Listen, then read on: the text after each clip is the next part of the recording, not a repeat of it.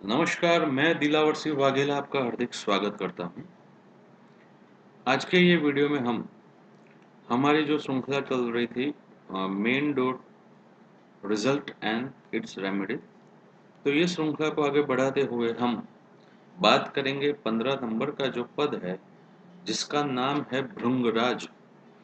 तो ये भृंगराज जो पद है 15 नंबर का, तो यहाँ पे अगर मुख्य द्वार है तो क्या रिजल्ट मिलेगा और क्या नेगेटिविटी आ सकती है, और यहाँ पे अगर द्वार है, दोष है, तो वो दोष जो है वो आपको क्या इफेक्ट देगा और उसका उपाय क्या हो सकता है, उसके बारे में देखेंगे। सबसे पहले मैं बताना चाहता हूँ, ये जो हम बात कर रहे हैं 81 पद के वास्तु की, 81 पद का ये वास्तु है। उसमें 9 9 9 9 जो है वो अलग अलग दिशा और कोने के साथ पद जुड़े हुए हैं। तो ये जो 9 पद है यहाँ पे मैं आपको बताना चाहता हूँ 15 16 17 18 19, और उसके साथ ही ये पद, ये पद, ये पद, ये, तो ये तीन छः, ये तीन नौ, ये पूरे जो 9 पद है वो साउथ वेस्ट में आएंगे, यानी कि नैऋत्य कोने में आएंगे। वास्तु में दो कोने बहुत ही महत्वपूर्ण है। एक कोना है ईशान जो कि यहाँ पे है, और दूसरा है नैऋत्य जो यहाँ पे है। ये दो कोने जो है अगर वहाँ पे दोष हुआ तो इंसान जो है चाहे कितने भी प्रयत्न कर ले, उसकी जो प्रगति होने चाहिए नहीं होगी। कुछ न कुछ दिक्कतें बाधाएं आती ही रहेगी। तो देखिए, अब हम जाने 15 नंबर का पद जो है भृंगराज। यहाँ पे द्वार हुआ, यहाँ पे आपका मेन डोर हुआ, तो ये 15 नंबर के पद में है, ये अलग बात है, लेकिन वो नैऋत्य का द्वार ही माना जाएगा। नैऋत्य कोने का द्वार जो है वो बहुत ही खराब रिजल्ट देता है वास्तु में, ये आपको ध्यान में रखना होगा। अब हम जाने 15 नंबर के पद के बारे में, भृंगराज।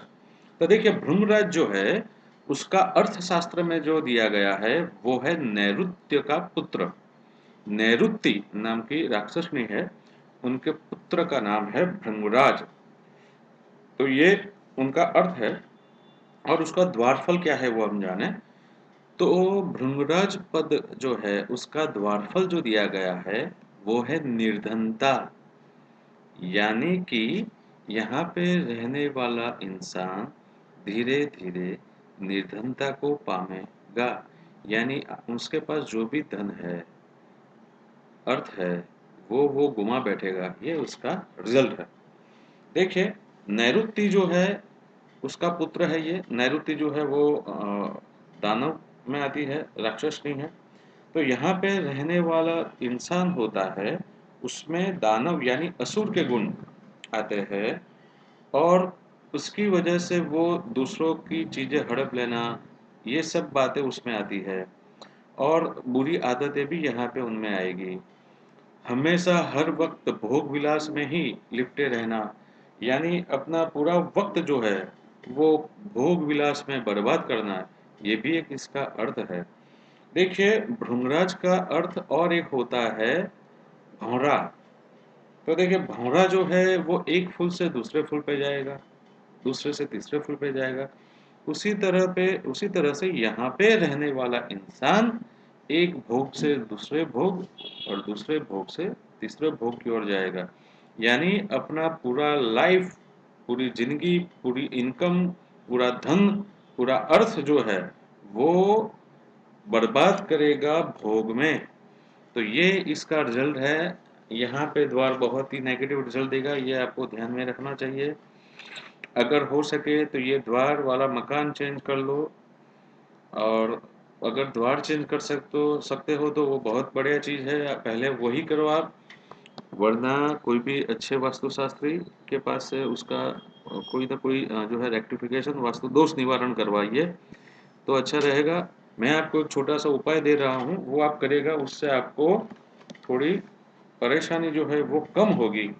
तो देखिए, भृंगराज जो है उनका नैवेद्य जो शास्त्र में दिया गया है वो है बकरे की जीभ, यानी जो बकरा होता है उसकी टंग, जीभ जो है वो इसका नैवेद्य है। लेकिन वो तो हम ला नहीं सकते, तो हमें क्या करना होगा, उबलते पानी में गुलाब की पंखुड़ियाँ डालनी है, उसमें उड़द का आटा डालना है और वो उबलने के बाद उसको एक बकरे की जीभ की जैसा उसको शेप देना है। और वो ये जगह पे सुबह, बुधवार की सुबह, वेडनेसडे की मॉर्निंग में सुबह में यहाँ पे रख देना है। और शाम को सूर्यास्त के बाद इसको जल प्रवाह करना है या कोई भी पवित्र जगह पे इसको रख के आ जाना है। यानी उड़द के लोट की आपको बनानी है जीभ, जुबान जो हम बोलते हैं ना, टंग, वो बनानी है आपको। और आपको ऐसा भाव करना है कि ये बकरे की जीभ है, वो वहाँ पे रख देना है और शाम को उसको जल प्रवाह या पवित्र जगह पे उसको छोड़ के आना है। तो ये भृंगराज का निवेद है, वो आप दिल से करिए, बुधवार को करना है।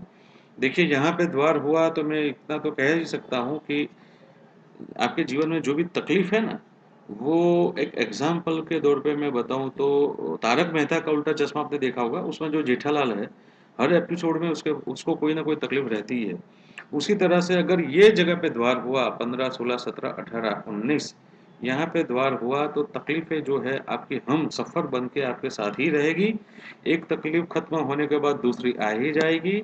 या ऐसा कह सकते हैं कि आपकी उम्र, आपकी आयु, आपका स्वास्थ्य, आपके पैसे कहीं न कहीं गलत जगह पे चले जाएँगे। तो ये ध्यान रखिएगा और मैंने जो उपाय बताया वो श्रद्धापूर्वक करिएगा। आशा रखता हूँ वास्तुदेव आप पे प्रसन्न रहे और आपकी जो भी वास्तु दोष है, त्रुटियाँ हैं, उसको आप अपनी तरह से जितना हो सके उतना रेक्टिफ़ाई करिए, उपाय करिए, श्रद्धापूर्वक करिए, आपको रिज़ल्ट मिलेगा। तब तक के लिए मुझे रजा दीजिए। नेक्स्ट एपिसोड में हम देखेंगे जो है मृग, 16 नंबर का जो पद है उसके बारे में। धन्यवाद।